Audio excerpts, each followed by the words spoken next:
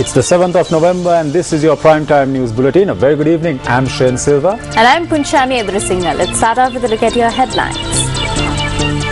2013 budget to be tabled in Parliament tomorrow. The time period to appoint members to the committee to investigate the impeachment motion against the Chief Justice extended. President said that the victories which were achieved could be productive only by establishing a benevolent society.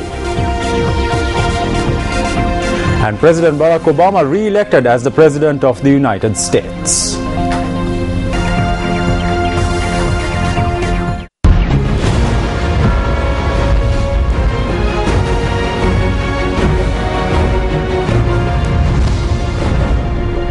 A hard-fought race to the White House, which began 2 years ago, came to an end today with President Barack Obama being re-elected as the President of the United States, defeating Republican challenger Mitt Romney. America's first black president secured 270 votes in the Electoral College needed to win the race. Barack Obama and Mitt Romney ran dead even in final polls that hinted at a result rivaling some of the closest presidential elections in history, reflecting the deep political chasm in the country. A heavy voter turnout was reported in much of the nation, and both campaigns expressed confidence that they would prevail in what was expected to be a long night awaiting results from the 8 states still up for grabs that will determine the victor.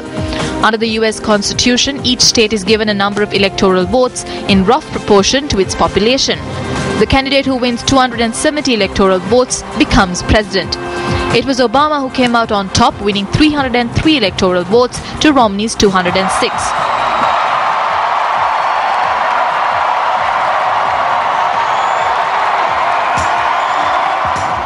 Obama greeted jubilant supporters in Chicago, where he addressed the nation following his re-election.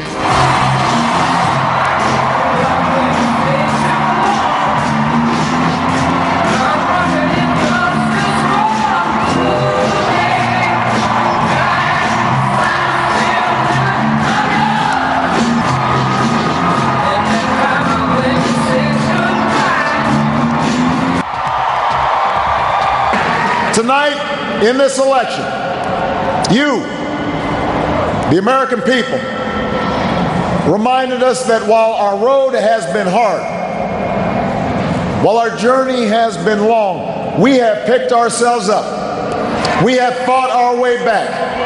And we know in our hearts that for the United States of America, the best is yet to come.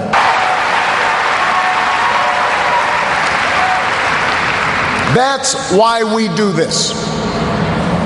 That's what politics can be. That's why elections matter.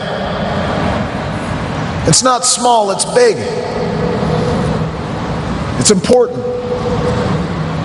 Democracy in a nation of 300 million can be noisy and messy and complicated. We have our own opinions. Each of us has deeply held beliefs.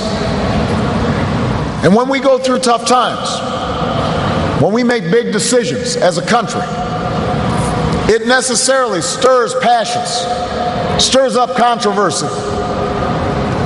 That won't change after tonight, and it shouldn't. These arguments we have are a mark of our liberty. And we can never forget that as we speak, people in distant nations are risking their lives right now just for a chance to argue about the issues that matter. The chance to cast their ballots like we did today. For Romney, a multimillionaire businessman who sought to become the nation's first Mormon president, the election concluded a 6-year quest for the White House. Romney also failed in his first bid for the Republican nomination in 2008, then spent the next 2 years preparing for a second run that began in 2011. In Boston, where his campaign was based, there was tears and disappointment as Romney congratulated the president on being re-elected. This is a time of great challenges for America, and I pray that the president will be successful in guiding our nation. The nation, as you know, is at a critical point. At a time like this, we can't risk partisan bickering and political posturing. our leaders have to reach across the aisle to do the people's work. And we citizens also have to rise to the occasion.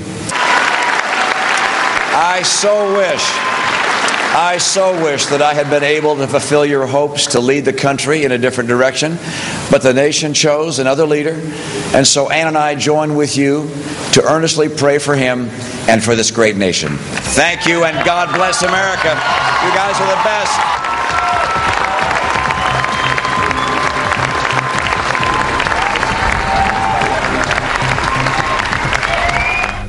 Let's now cross over to News First Shamir Rasuddin, who is in New York for more on the US presidential election results.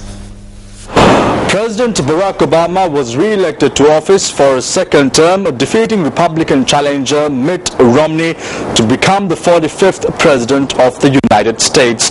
President Barack Obama secured the 270 votes in the Electoral College needed to win the race.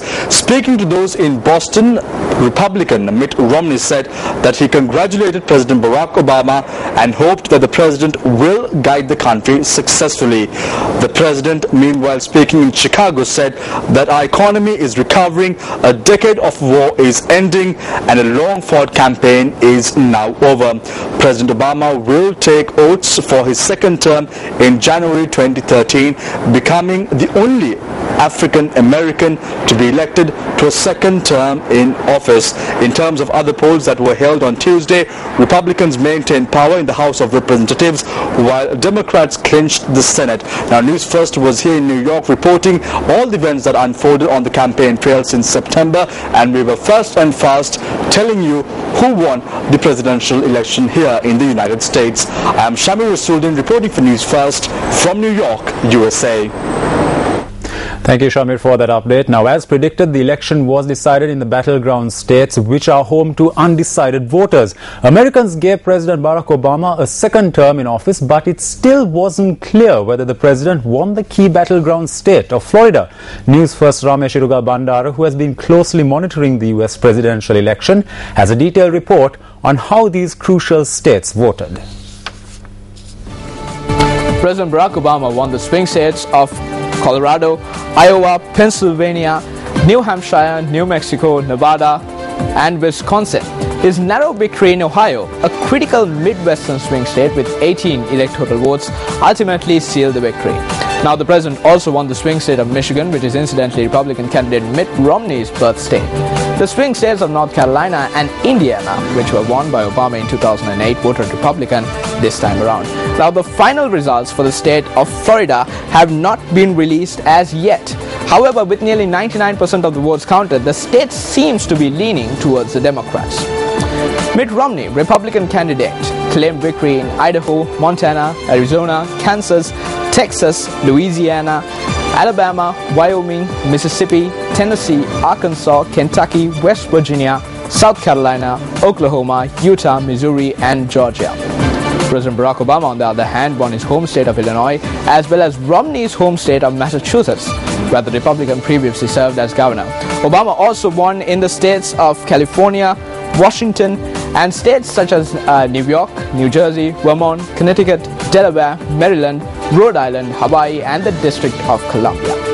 The national results showed Obama securing victory by 49.9%, with a total of 56,591,235 votes, while Romney secured 48.5% of the vote, with a total of 55,018,784 votes. Now, News First Mahina Bongso was also in the US to cover the run-up to the elections along with Ramesh Irugal Bandara, and we have Mahina in the studio right now to give us a breakdown of the campaign trails of President Barack Obama and his contender, Mitt Romney. Mahina, now you were in the US and you were covering the campaign trail in the final few weeks of the US presidential election. Now, what were the highs and lows of the campaigns that really impacted the elections?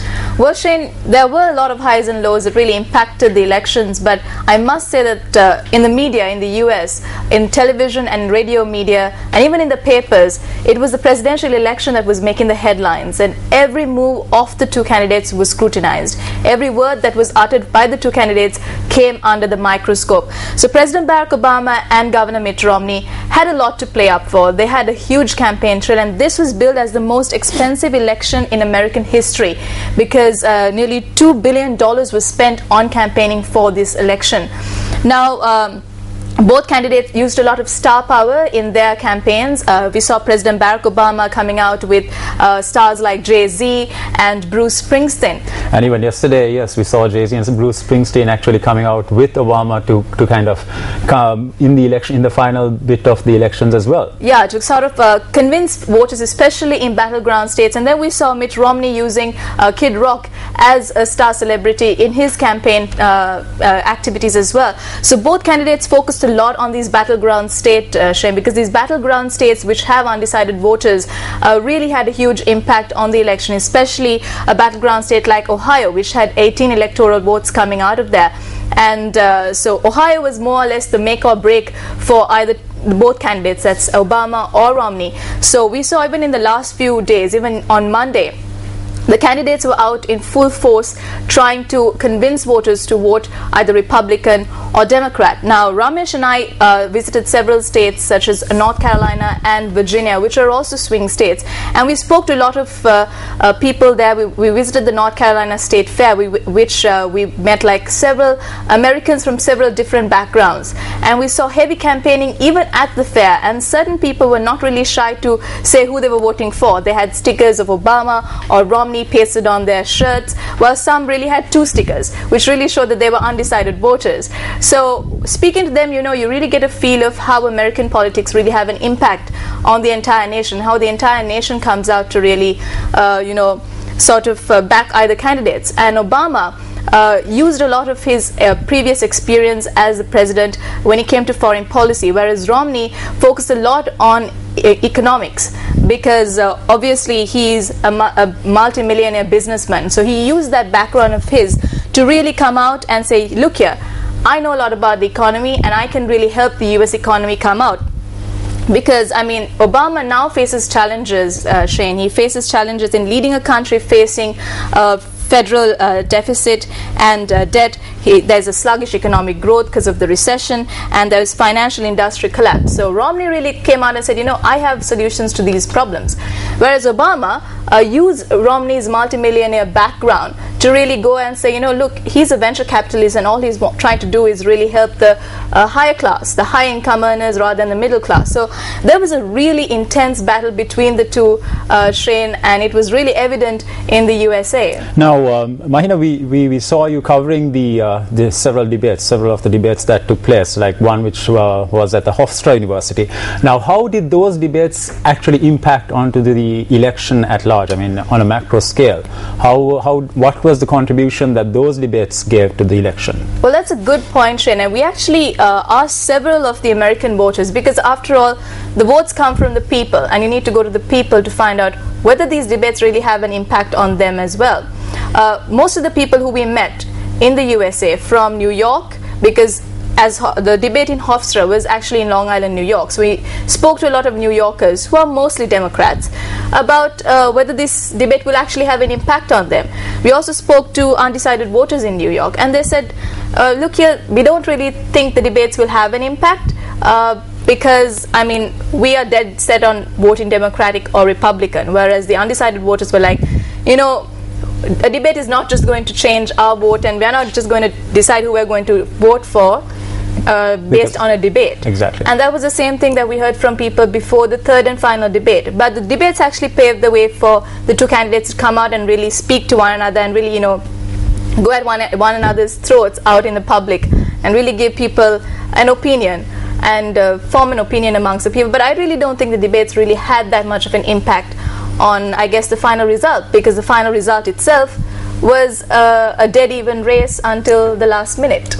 All right, Mahina, thanks a lot for that. Well, there you go. That's a breakdown from Newssource Mahina Bongsu, giving us a breakdown of the campaign trails of President Barack Obama and his contender Mitt Romney in the US presidential election.